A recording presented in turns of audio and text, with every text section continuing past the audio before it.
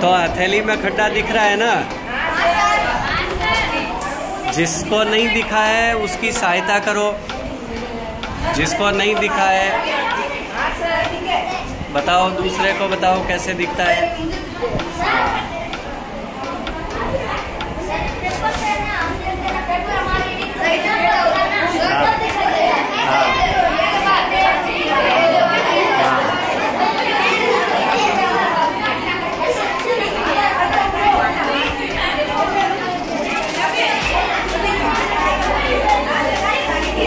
है ना?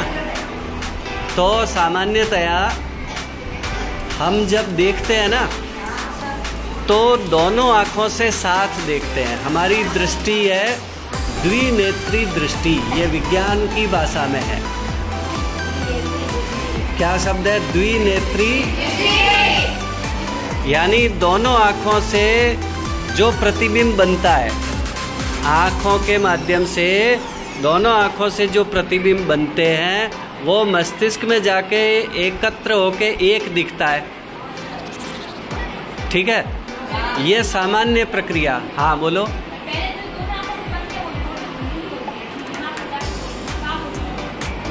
हाँ, इसको बाद में समझते हैं, पहले ये समझते हैं कि जब हम दोनों आँखों से देखते हैं तो दोनों से बने हुए प्रतिबिंब मस्तिष्क में जाके एक हो जाते, जुड़ जाते हैं और फिर हमें वो चीज़ दिखाई देती है।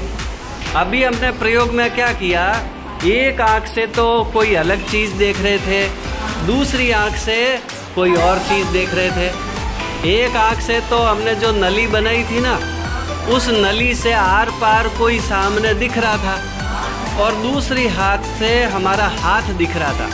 दूसरी आँख जो है वो क्या देख रही थी? हाथ को। तो हाथ और जो नली से दिख रहा था, दोनों को दिमाग ने, मस्तिष्क ने जोड़ दिया, दोनों साथ मिल गए। इसलिए हथेली के आर पार हमें ऐसा लगता है कि हथेली के आर पार कुछ दिख रहा है। तो ये विज्ञान का एक सामान्य सी प्रयोग था। इस प्रयोग को घर जाकर के अपने भाई को, बहन को, छोटे हैं बड़े हैं, उनको बताना कि ऐसे मैं जादू बताता हूँ, देखो। मम्मी को बताना कि देखो हमने जादू सीखा है। इस तरह का और भी छोटे छोटे अपन प्रयोग करेंगे और उन प्रयोगों से विज्ञान को समझेंगे। अब मैं अगर ये पूछूं कि अब कोई मुझे बता सकता है कि हथेली में छेद क्यों दिखा था? खड़े होके बताना, बताओ।